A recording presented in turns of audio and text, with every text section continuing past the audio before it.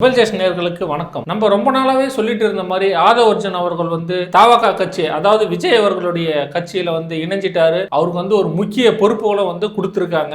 அது நம்ம வாங்க பார்க்கலாம். அதாவது தேர்தல் பிரச்சார மேலாண்மை பொதுச் செயலாளர் அப்படின்ற ஒரு பதவி கொடுத்திருக்காங்க. அது மட்டும் இல்லாம தேர்தல் வகுப்பாளர் ஜான் ஆரோக்கியசாமி கூட இணைந்து ஆதவ் அர்ஜுன் அவர்களும் பணியாற்றுவார் அப்படின்னு சொல்லிட்டு ஒரு முக்கிய பங்கும் விஜய் அவர்கள் கொடுத்திருக்காரு. எல்லாருமே எதிர்பார்த்த ஒரு ஒன்றுதான் அப்படின்னு நம்ம சொல்லலாம். ஏன்னா கிட்டத்தட்ட 2019 திமுகவில் தேர்தல் வீகம் வகிச்சிட்டு இருந்தாரு. அதுக்கப்புறம் பார்த்தோம்னா விசிகாவில் ஒரு ஓடு பயணித்தாரு. அதுக்கப்புறம் விசிகால இருந்து விலகிய பிறகு ரொம்ப நாளாவே அமைதியா இருந்த ஆதவ் அர்ஜுன் அவர்கள் இப்ப திடீர்னு விஜய் அவர்களுடன் இணைந்திருக்காரு. அவருக்கு முக்கிய பொறுப்பும் கொடுத்தாச்சு. இனிமே தான் அவருடைய ஆட்டம் பயங்கரமா இருக்கும் அப்படின்னு நினைக்கிறேன். ஆட்டம்னா அவருடைய பர்சனல் ஆட்டம். இனிமே விஜயோட தேர்தல் கல ஆட்டம் தான் இனிமே பயங்கரமா இருக்கும்னு சொல்லிட்டு நினைக்கிறேன். ஏன்னா ஆல்ரெடி அவருக்கு பயங்கர எக்ஸ்பீரியன்ஸ் இருக்கு. இந்த தேர்தல் எப்படி பண்ணணும் அப்படின்றது ஏற்கனவே பயங்கரமான எக்ஸ்பீரியன்ஸ் எல்லாம் இருக்கு. அந்த எக்ஸ்பீரியன்ஸ் எல்லாம் வச்சு விஜய் அவர்களுக்கு எந்த அளவுக்கு இவர் சீட்டு வாங்கி கொடுக்க போறாரு, 234 தொகுதி தனித்து நின்றாலும் எந்த அளவுக்கு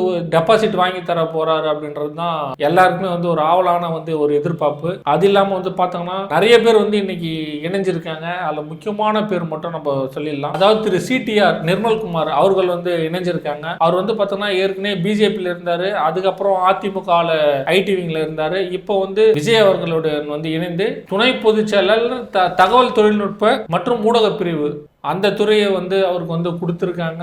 இவர் நம்ம சொல்லவே தேவையில்ல. இவர் எப்பவுமே ஒரு ஆக்டிவா இருப்பாரு. ரொம்பவே சோசியல் மீடியாலையும் ரொம்ப ஆக்டிவா இருப்பாரு. அதனால ஊடக பிரிவுலாம் அந்த அளவுக்கு இவரும் மேம்படுத்துவார் அப்படின்னு சொல்லிட்டு அவருடைய தொண்டர்களும் ரொம்பவே எதிர்பார்க்குறாங்க. அப்புறம் ஏற்கனவே தெரியும் லலிதமணி அவர்கள் அவருக்கும் பொறுப்பு கொடுத்துருக்காங்க. அதாவது அவருக்கு கொள்கை பரப்பு செயலாளர் அப்படின்னு சொல்லிட்டு பொறுப்பு கொடுத்துருக்காங்க.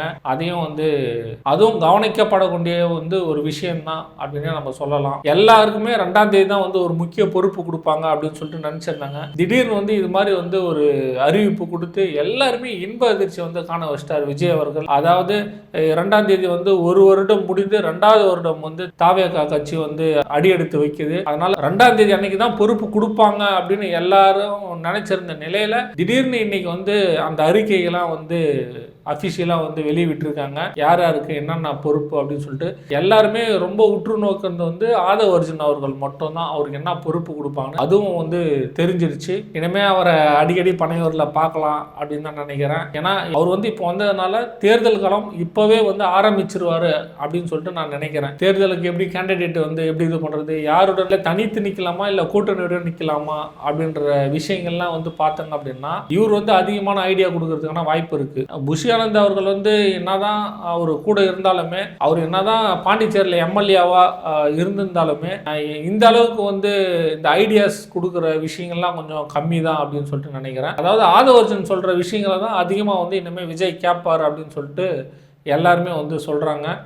அதனால வரும் தேர்தலில் எப்படி இருந்தாலும் அதிமுக கூட கூட்டணி வைப்பாங்கன்னு பலரும் எதிர்பார்த்துட்டு இருக்காங்க. ஏன்னா திமுக கூட்டணி அந்த அளவுக்கு ஸ்ட்ராங்கா இருக்கு.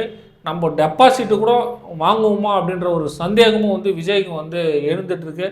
என்னதான் இளைஞர்கள் நம்ம பக்கம் இருந்தாலும் அந்த இடத்துல வாக்கு அப்படின்னு வரும்போது நம்மளுக்கு வாக்கு செலுத்துவாங்களா அப்படின்னு ஒரு கேள்விக்குறியாகவும் இருக்கு. அதனால அதிமுக பக்கம் போறதுக்கு கிட்டத்தட்ட ஒரு 75% வாய்ப்பு இருக்கு. அப்படி இல்லாத பட்சத்துக்கு தனித்து என்னென்ன தொகுதி எல்லாம் போட்டிடுவாங்க அப்படின்னு சொல்லிட்டு அபிஷியலாக வந்த உடனே நம்ம அறிவிக்கலாம். அதே போல ஆதவ் அர்ஜுனுக்கு பொறுப்பு மக்களாக நீங்கள் எப்படி பார்க்குறீங்க, இன்னைக்கு கட்சியில் இணைஞ்சிட்ட உடனே கொடுத்துருக்காங்க.